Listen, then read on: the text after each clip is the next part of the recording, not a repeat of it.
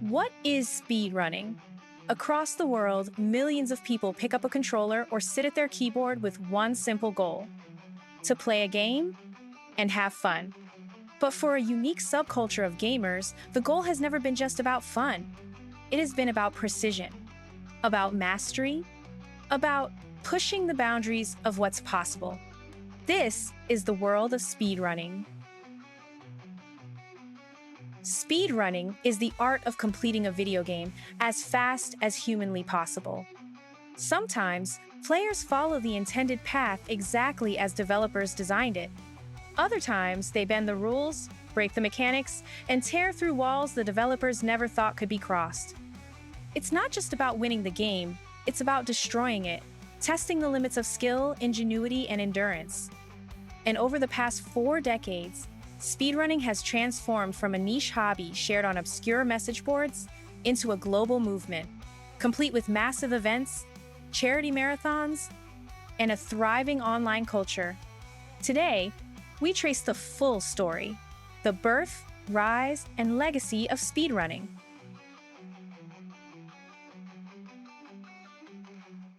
To understand speedrunning, we need to go back to the earliest days of video games, the late 1970s and early 1980s. In the golden age of arcades, competition wasn't about speed, it was about high scores. Players battled for their initials on machines like Space Invaders, Pac-Man, and Donkey Kong.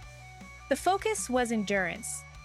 Who could last the longest, rack up the biggest numbers, and cement their legacy on a glowing leaderboard. But even then, an undercurrent was forming. Games like Super Mario Bros., released in 1985, shifted the culture. For the first time, players weren't just surviving waves of enemies. They were completing structured levels with a beginning and an end. Suddenly, people started asking, how fast can you reach the flagpole? How quickly can you rescue the princess? Schoolyard rumors spread of players beating Super Mario Bros. In under 10 minutes. Without the internet, these claims floated as legends, passed between friends with no way to verify them. Yet this mindset, of finishing quickly, of shaving seconds, was the seed of what would eventually become speedrunning.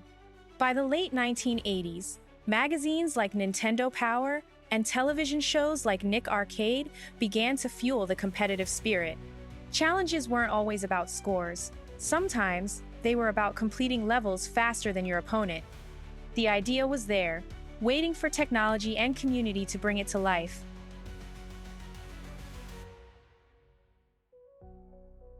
The 1990s brought a revolution. Home PCs exploded in popularity, and with them came 2 games that would forever change the landscape: Doom and Quake.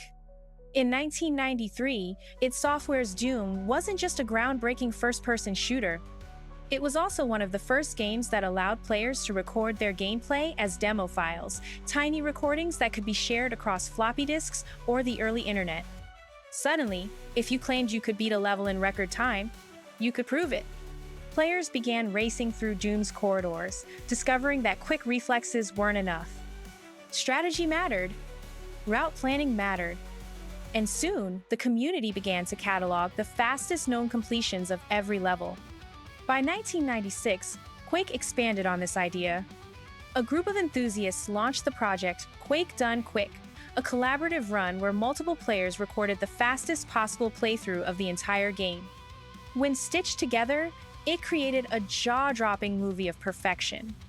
The videos spread like wildfire across the internet, inspiring thousands of players to attempt their own feats.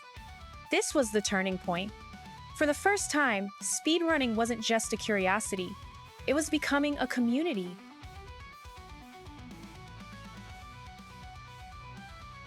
As the internet grew, so did the culture of speedrunning. In 1998, a landmark website emerged, Speed Demos Archive, or SDA. Originally created to host Quake runs, it soon expanded to feature speedruns of all kinds of games. The format was simple. Players submitted recordings of their runs, moderators verified them, and the fastest times were published. For years, SDA was the heart of speedrunning. Forums buzzed with discussion. Which games were worth running? What glitches could be exploited? Could times be improved by even a single frame? It was here that a culture of precision was born. Players discovered the joy of routing, planning the most efficient path through a game. Others mastered frame-perfect tricks, moving characters in ways the developers never anticipated. Glitch hunting became an art form. In The Legend of Zelda: Ocarina of Time, runners discovered ways to clip through walls, skip dungeons, and warp across Hyrule in seconds. In Metroid Prime, sequence breaks allowed players to collect power-ups in wildly unintended orders. But speedrunning wasn't just about breaking games, it was about categories. Some runners played any percent, beating the game as fast as possible with any trick allowed. Others competed in 100%, collecting everything. Some ran under self-imposed challenges, like completing a game without taking damage or blindfolded. By the early 2000s, speedrunning had grown from a curiosity into a culture bound together by community, discovery, and relentless pursuit of perfection.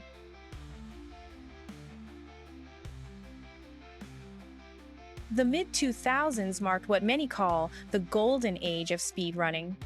Broadband internet made video sharing possible, and platforms like YouTube, launched in 2005, gave runners a global stage. Suddenly, clips of unbelievable feats were just a click away. Millions watched as players crushed their favorite childhood games in minutes. Super Mario 64 was beaten in under 20 minutes. The Legend of Zelda: Ocarina of Time was demolished in under 30. The impossible became routine. Glitch hunting communities exploded. Players scoured code, dissected memory values, and built tools to test theories. This gave rise to TAS, tool-assisted speedruns, where players used emulators to input frame-perfect commands. TAS runs weren't performed in real time, but they demonstrated what was theoretically possible. Watching a TAS was like glimpsing into a parallel universe of perfection, inspiring real runners to push even further. Console games, once thought resistant to speedrunning due to lack of demo recording, found their way online through capture cards.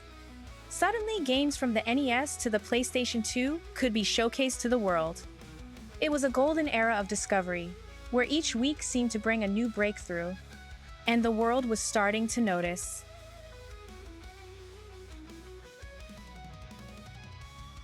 In 2011, a new platform transformed everything: Twitch. For the first time, speedrunners could broadcast their attempts live to an audience of thousands. The thrill wasn't just in watching the final, perfected run, it was in sharing the grind.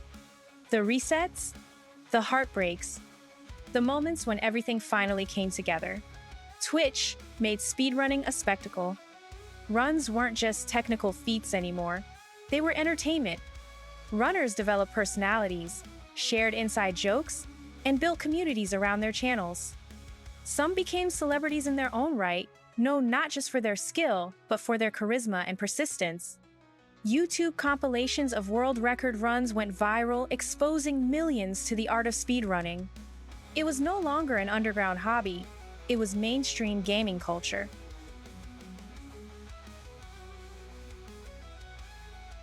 In 2010, a small group of speedrunners gathered in a basement to host a charity marathon. They called it Classic Games Done Quick. The idea was simple: showcase live speedruns and raise money for a good cause. The event raised over $10,000, and it was just the beginning. Over the next decade, Games Done Quick, both Awesome Games Done Quick in January and Summer Games Done Quick in the summer, became massive global events. Streamed to hundreds of thousands of viewers, these week-long marathons raised millions for charities like Doctors Without Borders and the Prevent Cancer Foundation. The format was part competition, part entertainment, and part celebration. Runners showcased their skills, commentators explained tricks in real time, and the audience cheered for every breakthrough. Games Done Quick didn't just raise money, it raised awareness. Suddenly, speedrunning wasn't just a niche, it was a cultural phenomenon recognized by the gaming industry and celebrated worldwide.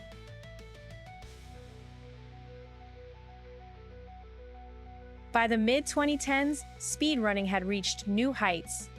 Every popular game had a speedrunning community. Some runners specialized in classics like Super Metroid and Super Mario 64. Others broke new releases within days of launch. Entire categories were born from memes, completing Dark Souls with a banana controller or beating Minecraft on random seed generation. With growth came controversy. Questions about legitimacy, cheating, and verification sparked debates. Some runs were disqualified after evidence of tampering. Others pushed the community to tighten standards, adopting stricter verification methods. Yet, innovation never stopped. Speedrunners found ways to use AI tools, deep analysis, and even hardware modification to push times lower. Collaboration between communities and glitch hunters revealed techniques no one thought possible. Today, speedrunning is both a science and an art. It's competitive, but it's also collaborative. It's serious, but it's also deeply playful.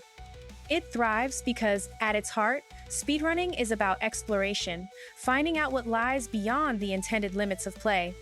So, where does speedrunning go from here?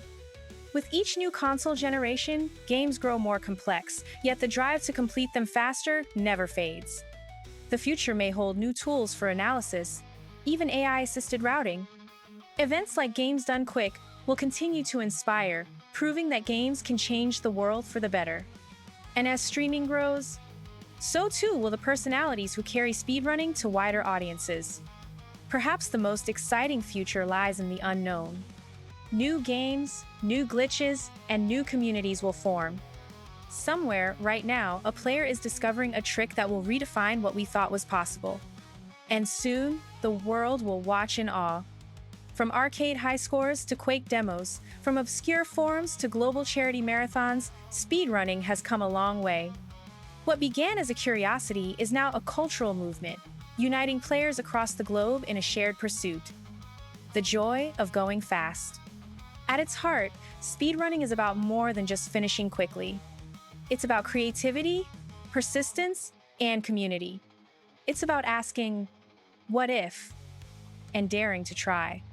In the end, speedrunning is a reflection of gaming itself. It's about play, about exploration, and about the endless search for new ways to have fun. This is the story of speedrunning, and it's still being written. Thanks for watching the history of speedrunning. Don't forget to comment, like, subscribe, and turn on the bell for notifications on future videos. See you in the next video!